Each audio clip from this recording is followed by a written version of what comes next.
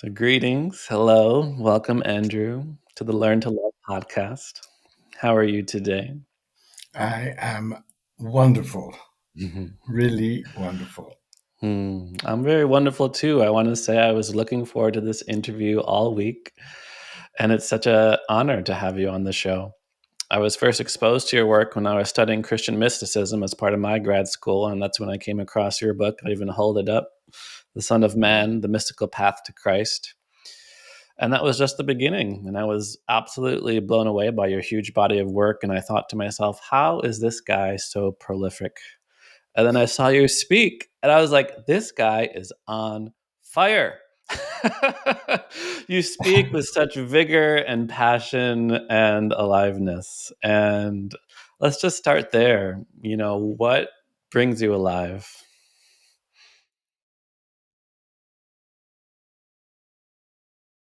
What brings me alive is finding out that I am hopelessly in love with life, with the force that burns in every atom and every quark and neutrino, that great force of endless expansion, endless Hmm. evolution. That's what makes me alive. And do you find that this is connected to the mystical experience? Do you yourself It is the identify? mystical experience.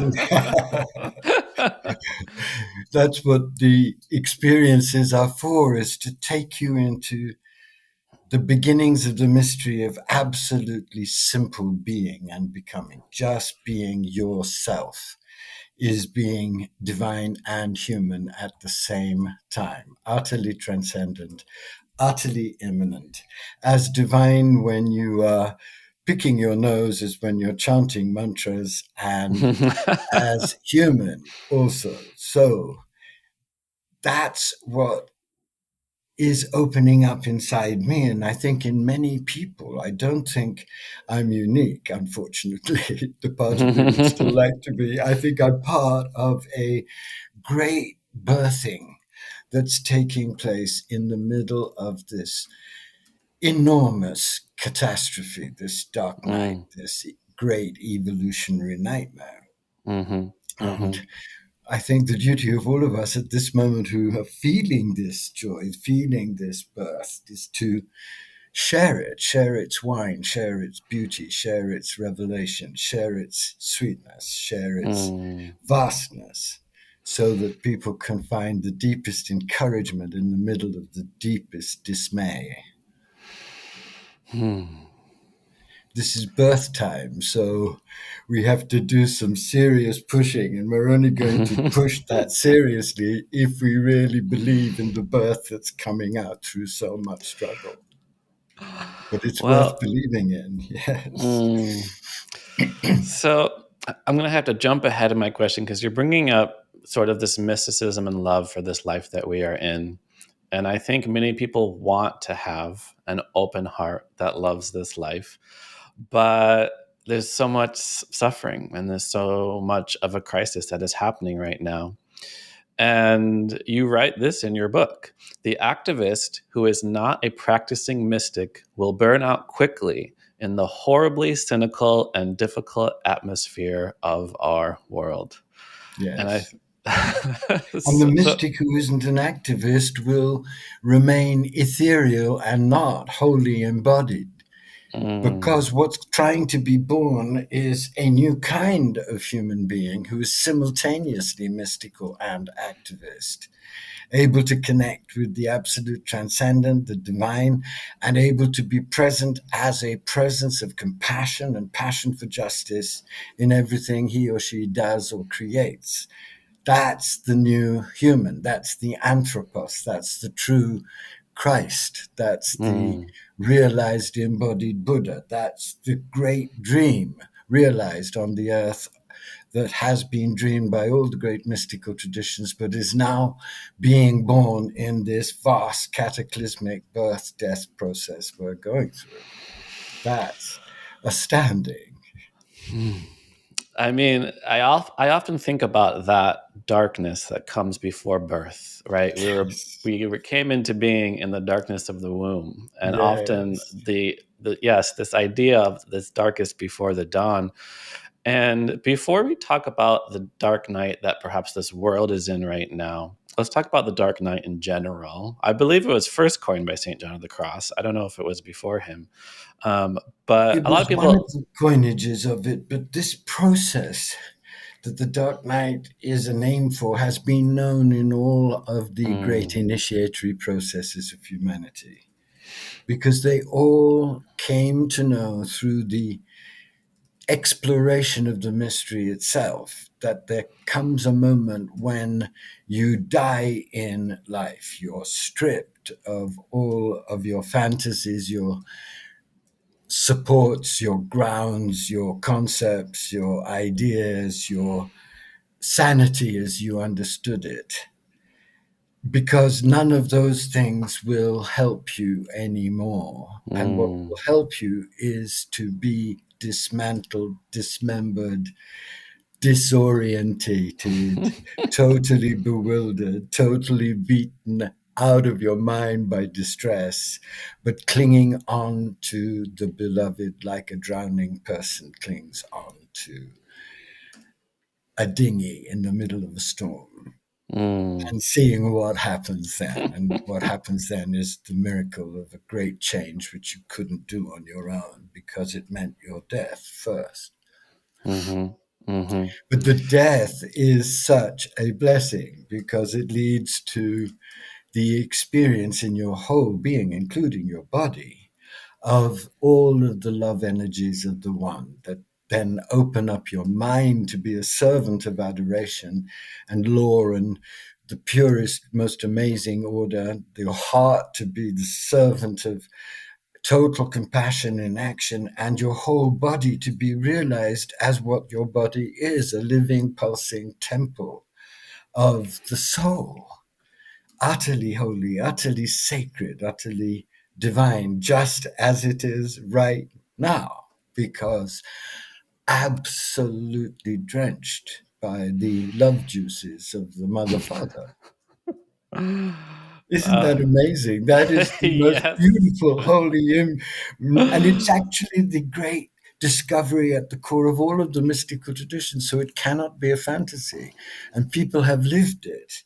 And it's time for that great, holistic, integrated, bisexual vision, bi emotional vision to be brought into the core of the human experience so that everyone can come into their human divinity blessed and honored and joyful and given the tools to expand their capacity for love and for love in action.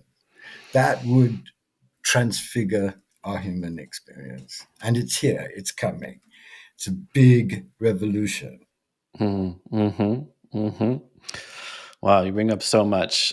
Let's go into the mysticism in today's world, because I feel like to a lot of people it's almost a historical artifact. Like if you want to learn about mysticism, go back in time, go to the greats, go to Rumi and Kabir and St. John of the Cross, and it almost seems like a vestige of a different time. There's no way you can have be infatuated with all of life in today's, as you mentioned, cynical and challenging world.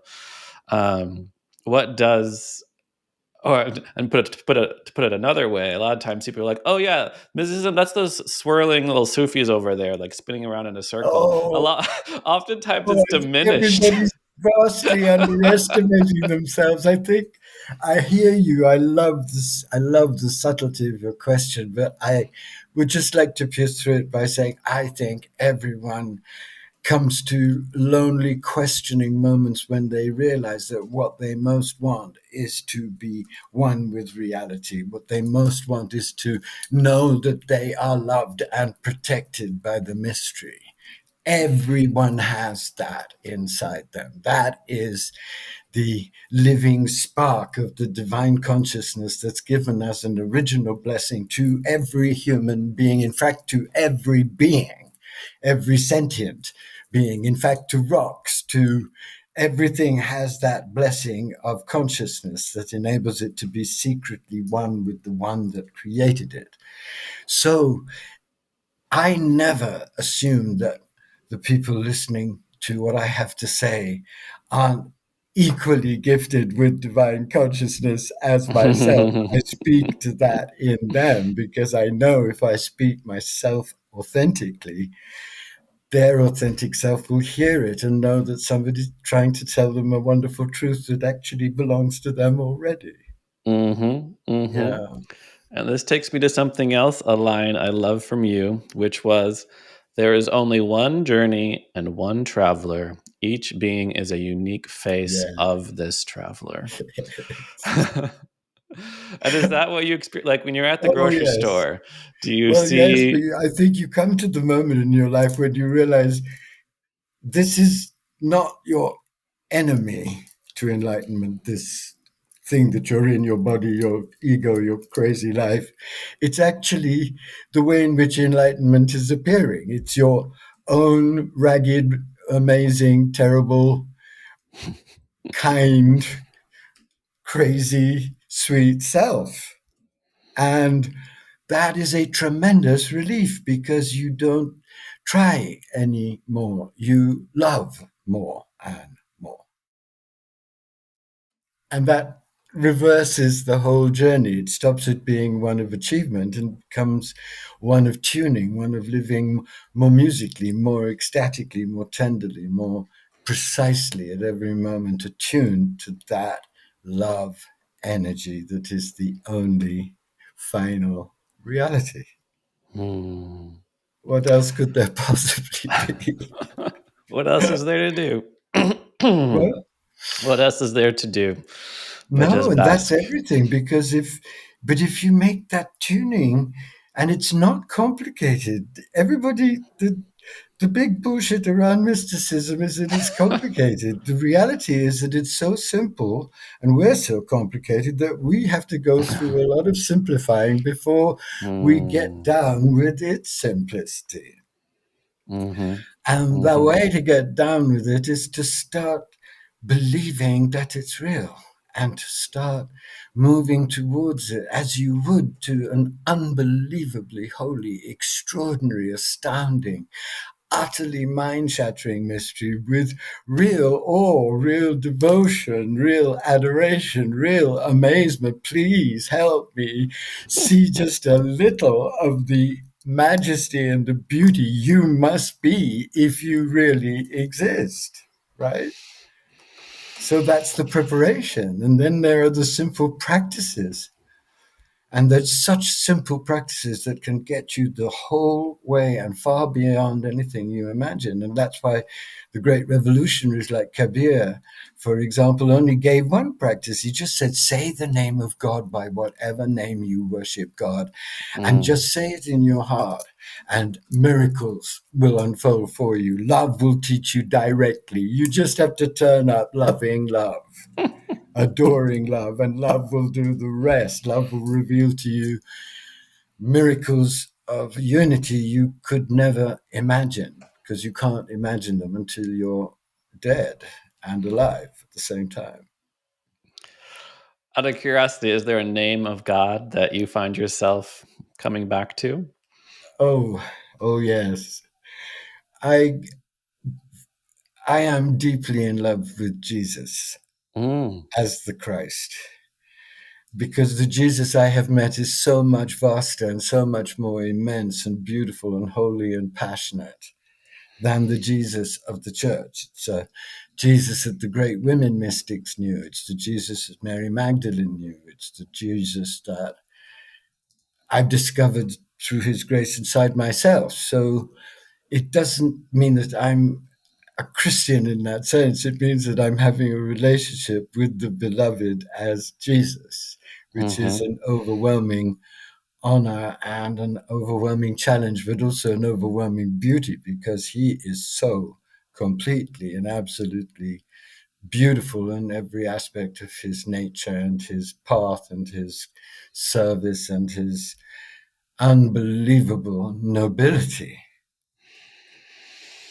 Well, I feel like we have to talk about the blasphemy of the mystical path, and how so many mystics throughout time were The prosecuted blasphemy, and that's a note. Wow, you're getting okay.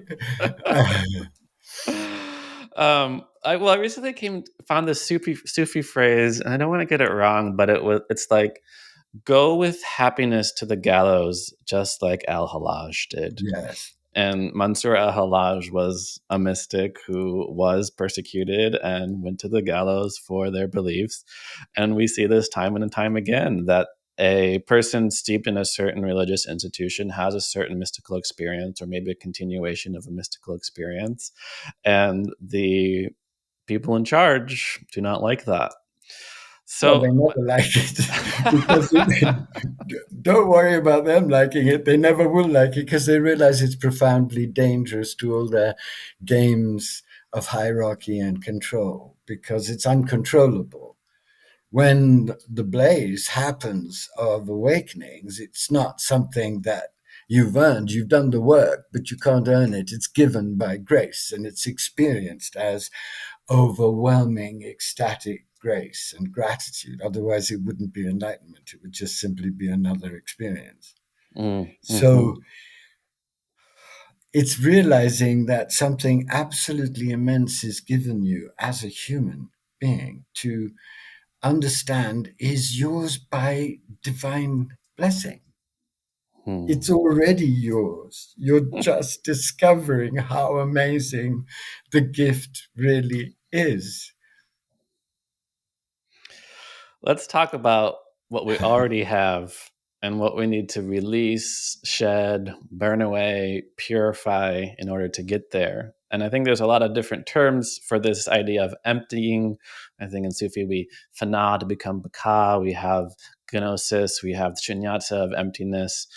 And I would also love to hear from you how this might tie into sacred activism, particularly because this idea of letting go of all rigid concepts and beliefs is very contrary to modern, say, political discourse that encourages us to be as firm as possible in our belief system. But also, just in today's material world, we're told to accumulate and to take in more and more. And that our task as a human being is to accumulate and take on as much as possible. So, what are we letting go of to discover what has always been there?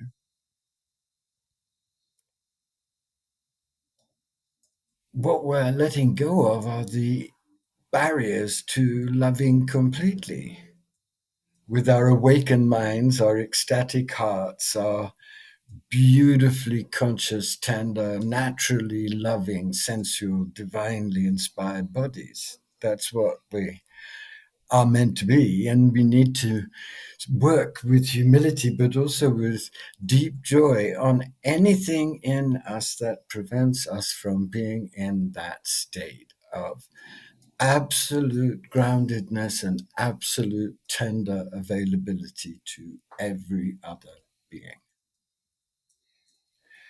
And that requires a constant tuning of your mind to the great peace, to the great silence, to the great spaciousness.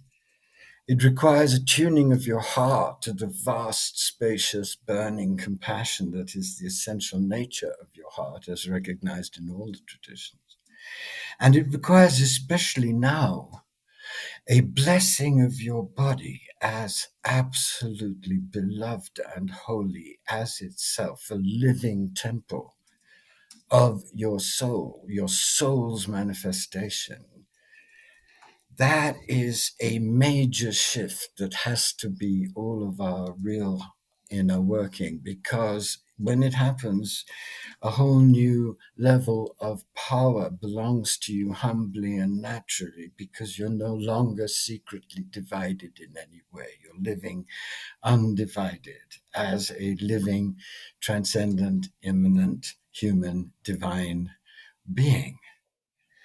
So anything that prevents that realization being your living experience is what you need to work on, because it's all a lie. It's all a result of imbalance. It's all a result of not being tuned in your being to where you need to be. And the beautiful news is that you can be tuned. and you can learn how to tune yourself. It will Mm. teach you, the music itself will teach you how to tune yourself to it. But you have to change the way you live to have so sublime an experience. I always take notes during these interviews, and you are the hardest person I have to keep up with because it's just a waterfall of beautiful, poetic, ecstatic language. And I'd love to hear more. Thank you. I Well, love. I'm speaking from my heart. That's what the heart is like, isn't it? It's not, that's the way my heart speaks because it's been trained by Rumi and Kabir. That plunged into translating these great beings because I wanted to marry my heart to their heart. And they graced me with that marriage because they thought this crazy guy is spending all this time in our universe. We better kiss him all over and bring him into the furnace with us. And they did. And I think this is an amazing thing for people to know is that there's so much help for us at this moment. Mhm. The greatest help is the extremity of the crisis. We all have to face that we're potentially facing total destruction on every level quite soon if this madness continues. But that's a tremendous gift too, because it forces us to ask ourselves the question, what do we really care about? What do we really want? What do we really want to be in this potentially overwhelming situation? What are we going to become? What are we going to believe in enough to give our lives to? And the great message that the mystics, especially the evolutionary mystics, are saying is, and it's confirmed on multiple levels of the reality that we're living through, they're saying that there is a potential for the birth of a new kind of divine humanity that the great prophets and mystics have prefigured, sometimes by living it for us. But now it has to be a global event, and that global event is Mm. going to go through an apocalyptic rending, a death that looks like the end, but actually is the birth canal of the impossible possible. And that is the unanimous testimony of the greatest and wisest mystical evolutionary traditions. And that is a thrilling thing to give your life for, to be part of that, whatever happens. Because if you do, you'll be adding to the possibility of the realization of the birth in reality. You'll be participating in the divinization of the human race through this great Dark Knight shattering and remaking crucifixion and resurrection. And later, I'm making a little note. I want to talk about this new world that you are envisioning, but I want to go back just a little bit because you mentioned the great works of the mystics that you have translated and that you have been inspired by. And I too know that even in today's world with technology and smartphones and microwaves, I can pull off Hafiz on my bookshelf, Of open it up course. to a random page, and it's going to find something that speaks to my heart. Of And course. so much of the this it seems fundamental to the mystical experience that once you're in touch with it, just art and life just Yes. springs forth. And I've heard just the Yes. cognates Just of keep remembering. Just keep remembering the sweetness. You know, the Sufis say the greatest practice is remembrance. Once you've had a Mm. kiss from the beloved, once you've realized, oh my God, I didn't know my heart could feel this degree of tenderness and ecstasy and gratitude. Once that's happened to you, just keep remembering that taste. Keep remembering the beloved. Keep remembering what you tasted and know that there will always be more, far, far more, because it's infinite, the one that you're in love with. It's infinite. It will never stop expanding if you just give up to the love. I feel like you just tapped into maybe why the average person doesn't feel this way. Yeah, of course. I is that we've forgotten. I think a lot of people, we go from our subway to the office that's dimly lit with the fluorescent lighting, and we do feel small. We feel just like a Yes, lonely, isolated diminished and lonely and individual. isolated. But even there, don't you think I see guys sitting and talking to each other in bars really sweetly and friendlily. Mm, There is still the hmm hunger for hmm connection that flames out in even the constricted circumstances we find ourselves. And if you open your eyes, you see mm, it everywhere. The smiles that people exchange, the ways they brush against each other, the affection that they're reaching for. So there is another way of seeing even the chaos. Is there is a growth happening in the middle of the chaos. People know that this is unsustainable, this life. mm. And there are Yes. signs that they're grasping for something new, what they don't know. And that's probably why the mystics are here, is what this might be. And that's our job, is to give some language that is so inspiring that people will go through what we'll all have to accept to go through to make this birth possible together, that we'll have Mm. something to aim for together, not because it's a fantasy, but because it's embodied in people and worth giving everything to realize globally. Because if we lived it, we would be sane.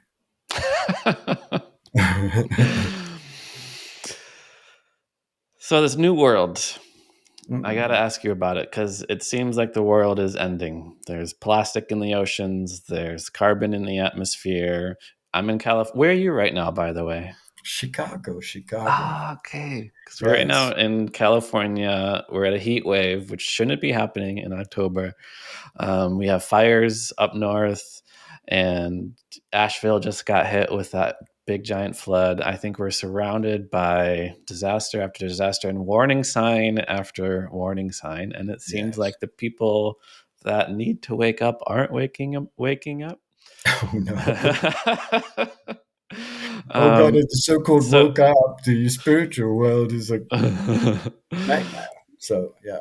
So what's the new world? What needs to be born?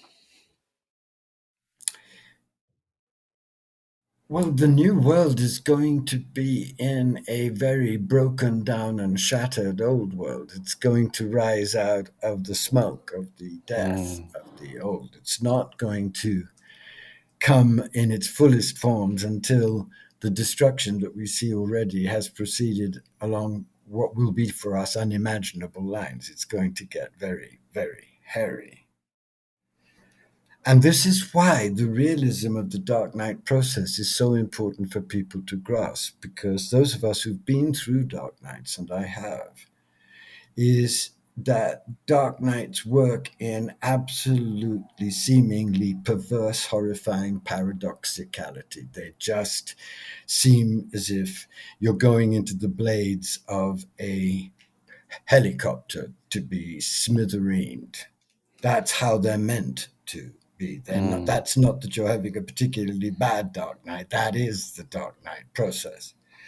So we're going to be smithereened, but what the job of the lovers of God seems to me to be is to work on their own divinization, serving with great love in whatever capacity they are called to serve as sacred activists, and participating in this birth to sow its seeds, its golden seeds in human consciousness. And that's what my work has been about, bringing all the great voices from the past and adding to them my own growth as inspired by them, to be someone here who says this birth is happening. It's worth everything. It's going to be born. It will be born almost certainly, I think now, looking realistically at things, in scattered and isolated communities, reinventing life out of unbelievable disaster. But if we see that life with faith and wisdom and evolutionary possibility, they will be able to work with the circumstances to rebuild civilization, but from a much healthier, much more organic, much more compassionate and all inclusive and all embracing original embrace. That's what's potentially coming. And that's the best scenario. That's what I think. And I think we're called about, in our own different ways, to be flames of that origin for people, to give them the guts to go through Mm, whatever we have to go through to reclaim our original unified selves and start acting as brothers and sisters of the Father, Mother, and start co-creating together for each other out of tremendous love, a new mm. way of being and doing everything, and out of a tremendous desire to enjoy our lives in the only way they can be enjoyed, which is through ecstatic, sacred relationship with each other and with animals and with the creation and with our children and with our friends' children and with the sky and with this whole amazing, terrible, extraordinary experience. That's not an impossibility. That's been the seed of every great revolutionary spiritual movement. Now all those seeds have to be come together and make us drunk on their wine so that we can go through this period and give everything and sow the seeds with our lives of this tremendous possibility, which is in God's unfolding truth. The word relationship is coming to mind, and I Yes. want It's the key. It's the to. key. It's the key. We could talk about relationships with other human beings, with the world, but I want to go into your relationship with God and the different forms that this relationship can take, and how we might view our relationship to God from this idea of just oneness, in which case there's a complete merge. Because Oh, I know this. you ask Of such simple questions. That's yeah, well, yeah, some people refer that's to a themselves as big one. as children of God, right? And sometimes the Sufis call themselves servants of God. And there are some people in this world who think that they are soldiers of God. Yes, And I thought of it because you mentioned being a lover of God. And yeah. that's another thing we find so often. God in the mystical text, God is a friend, God is a lover, God is the Oh, the beloved. lover is the best for me. The best position, because if you're the lover of God, you get to be shown by God how to love God in everything and through everything. You love God in the beauty and in the terror. You learn, God teaches you. And then you love God because you begin to realize that God is giving you all of this for your own forging, for your own deep Mm. understanding. Terrible things, even more precious sometimes than the beautiful things, because they kill in you what was killing you. So that's the love that grows. Mm. And with that love comes astonishing initiations into moments of just pure ecstatic being as it is in your ordinary life with someone you love or the cat you love or just the carpet you You love. say cats? Cats are the key to everything in my secret life. I've got one cat who's now been with me 16 years and who is absolutely the beloved with fur and has Hmm. taught me everything I am beginning to know about love, I have to say. Yes. Um, I'm thinking about you being in Chicago, and you also go to India a lot. And Well, I I was feel born there. Yeah. yes, and I think there is a temptation in the spiritual life to become the recluse, to become the monastic, to go to the ashram, to go to the monastery. Oh, Uh, yes. but I feel like your life is one of integration. I don't want to. I'm not going to presume to tell you about your own life right Oh, now. no. Thank you for mentioning that glorious possibility. why? Yes. Why aren't you? Why aren't you in your tower writing poetry? Like I don't know, Saint Teresa. What brings you to stay engaged in this life, and what Oh, keeps because you from? oh, what a lovely question. I think it's because the fun is really just beginning for me. I've come to the moment in my life where I feel astonishingly free. So free to go off and sit on one leg if I want to in the Himalayas, but free also to engage Mm, with this tremendous transformation that all of us are now in, because my own experiences told me this is an unprecedented transformation and there are unprecedented dangers, some of which I know and can help people with, and there are unprecedented possibilities, just the fringes of which I'm beginning to know and which I can certainly try and help people with. So I've got mm, to start, however ragged the dance, I've got to keep dancing for my own pleasure, for my own joy, because my deepest joy comes from being useful, mm. if possible. um, let's talk about this relationship with this natural world of which we are given beautiful things, blue skies, gorgeous flowers, and in return, we give nothing but destruction. I'm curious how you perceive this world. Is it Mother Gaia? Is it God's creation? Oh, Is it? no, the creation's the body of God. It's the beloved's Mm, body. mm, So everything in the creation is utterly sanctified and holy by its existence. And if you ever, whatever tradition you belong to, have an experience of that overwhelming one beauty, one truth, one force living in and as everything. If it ever touches you, it changes everything for you, because you realize that you've been put on the earth to deepen that experience and to live the life that, if you lived that experience ordinarily, would suddenly flame out for you, an amazing new kind of life, which would look like the same to outsiders, but would be lived with a completely different level of tenderness and mm. passion and desire to connect. One beauty, one truth, living as everything. I feel silly reading another passage of yours because I could just hear you talk, but I want to read this out loud. You write, if you are really listening, if you are awake to the poignant beauty of the world, your heart breaks regularly. In fact, your heart is made to break. Its purpose is to burst open again and again so that it can hold ever more wonders. Tell us about the heart, Andrew. Oh, The well, nature of the heart. what a wonderful question. I think the first thing that I would say is a story by Rumi. It's a beautiful story. It comes from his table talk.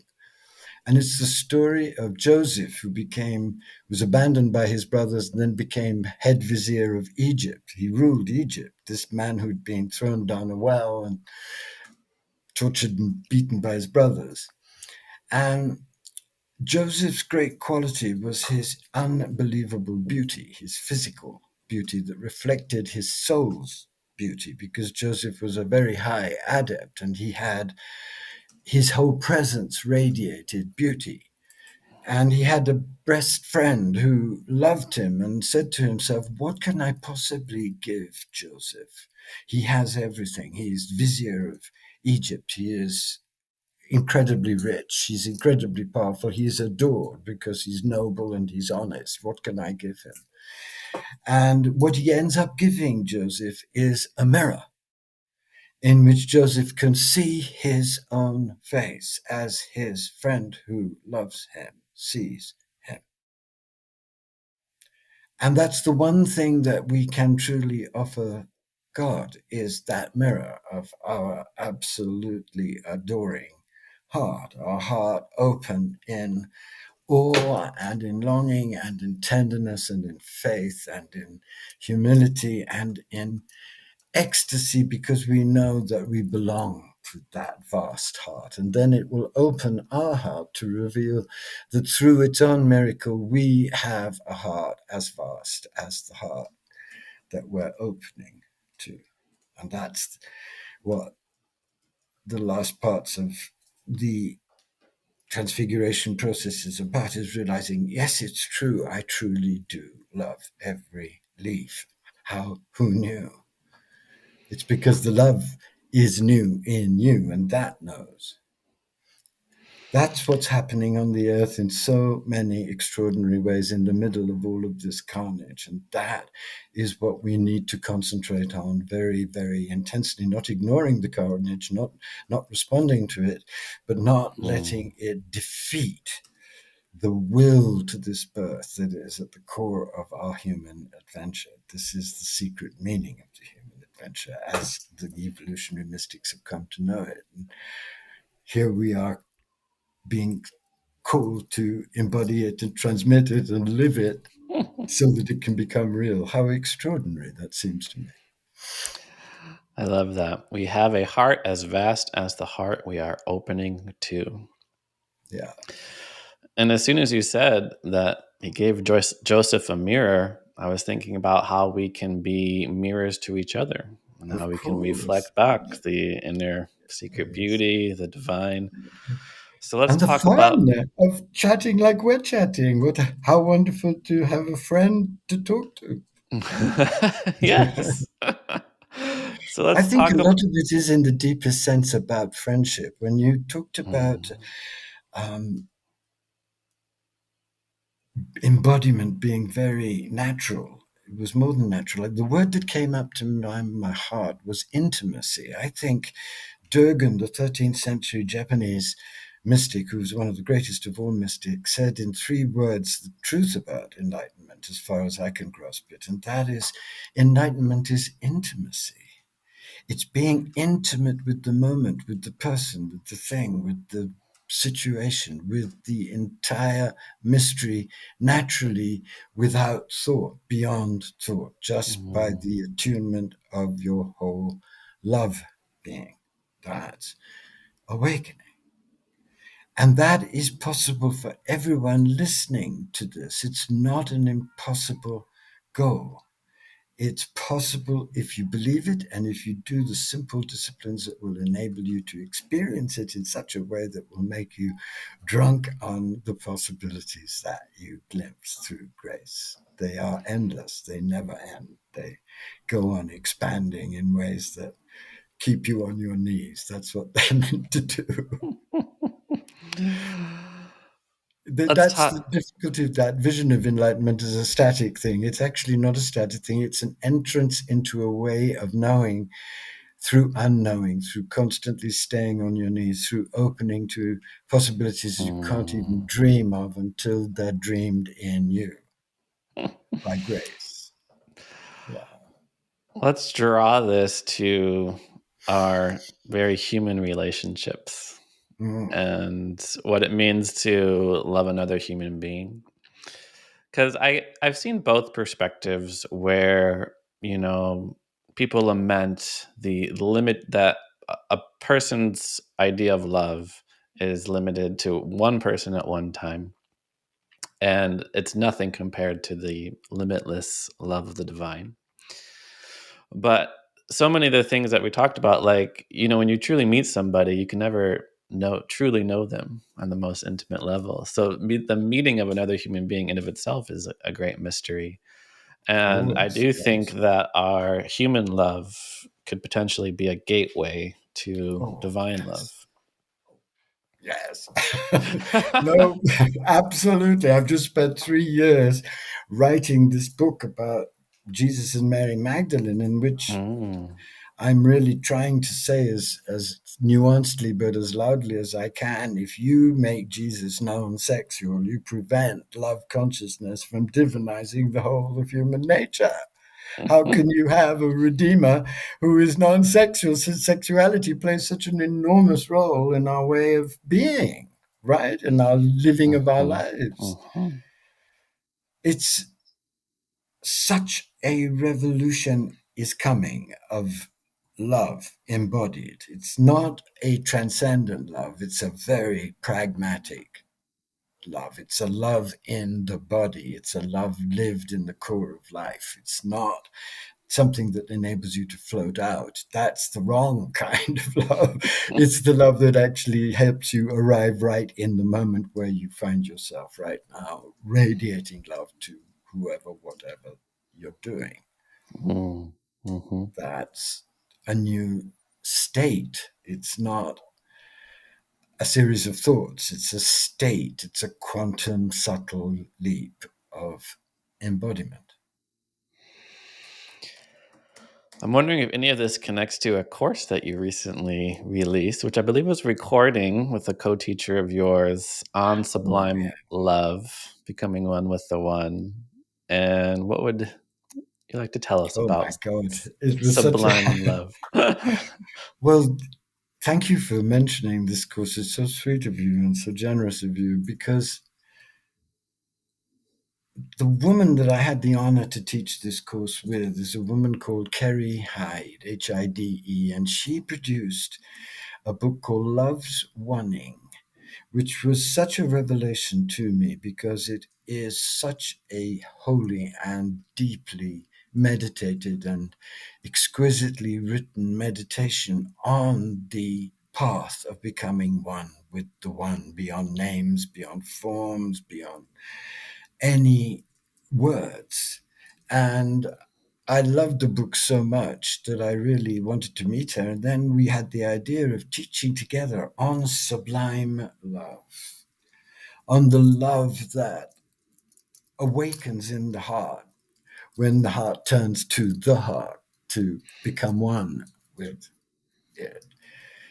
Of course, your heart starts with semi-selfish desires like please protect me and please show me that I am lovable and all the other things. But eventually the experience is start to happen and you realize, oh my God, this is a beauty so immense. This is a Hmm. love so wild, so holy, so ecstatic that you can't anymore believe that you have anything to do but to love more Hmm. and beyond thought what is being revealed to you so that it can become your living experience and be infinitely expanded, which is what it will be. Because just as when you fall in love with a human being who is worthy of your love, the experience can expand over sometimes 4 decades. Of great marriages at the end are ecstatic. That these two people find out who they truly chose. Hmm. So that, of course, happens in the most monumental way in the mystical life is that, oh my God, you chose when you were young the beloved, and then the beloved Hmm. slowly shows you the immensity of what you actually chose and what is given to you, and you drown in gratitude. That's the path, yeah. Hmm. It's such my heart is just warm from hearing this perspective. I like how you said marriages are ecstatic as the people find out who they truly chose.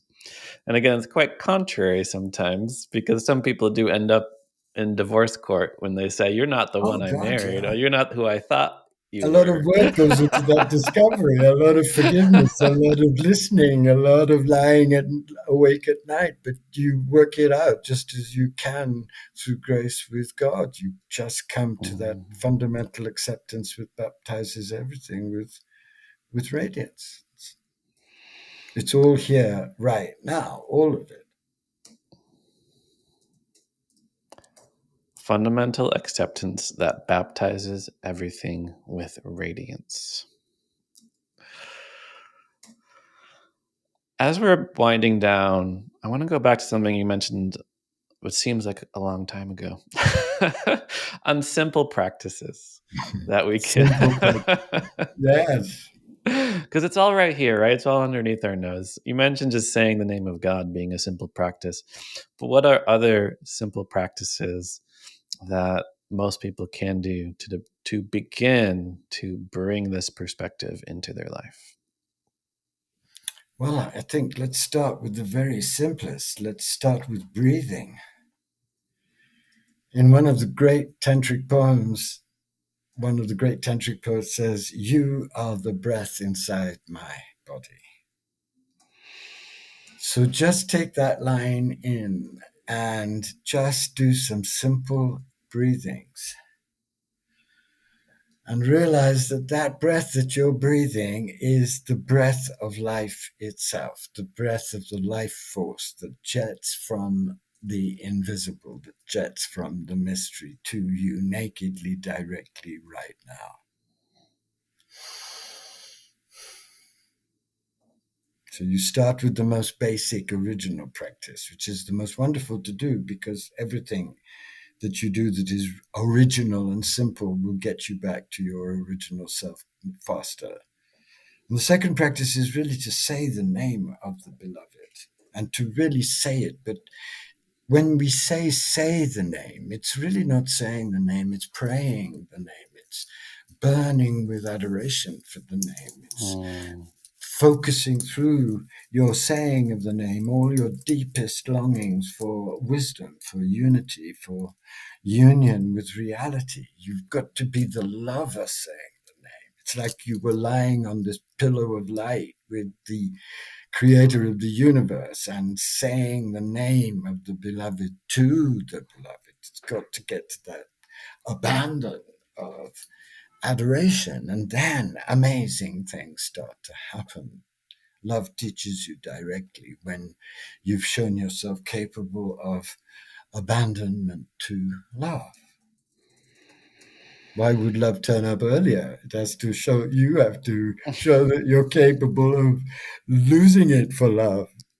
And then love steps in and you start really losing it, but in the best and most liberating kind of way. So all of this is true. The great mystical traditions were not lying to us. They were mapping out a path that many of us in this time are on and know to be absolutely true in the most amazing way, and to begin to equip us for this next step, this evolutionary shift, which I think I'm recognizing to be unprecedented. And I think many evolutionary mystics are recognizing this. We don't have the language for what's now required for us, but we can do the tuning to the wisdom that will give us the steps and the language that we need. So there's another level of humility that's being asked to get into alignment with this massive task ahead of us. But it's not impossible. It's possible because grace and mercy are infinite.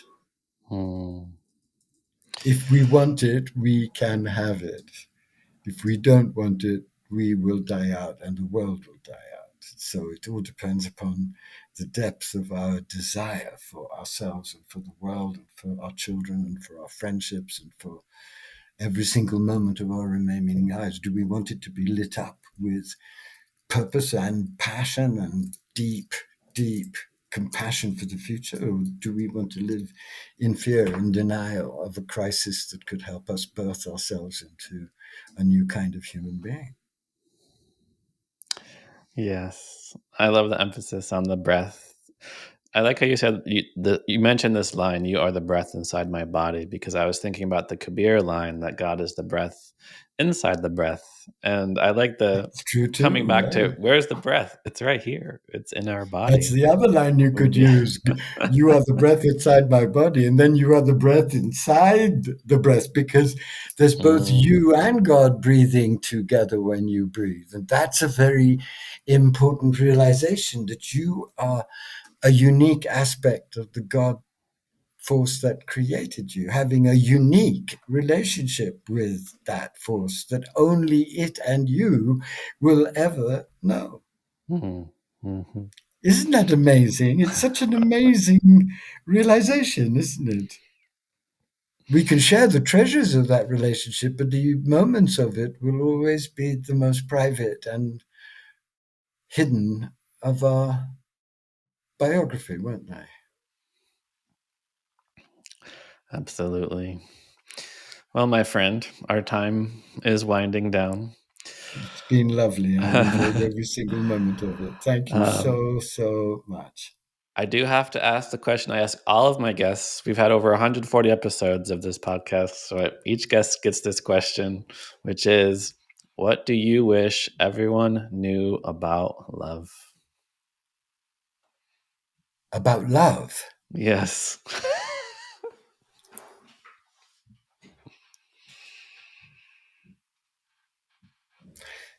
I wish everybody, including myself, knew that it was always available in its totality at every single moment.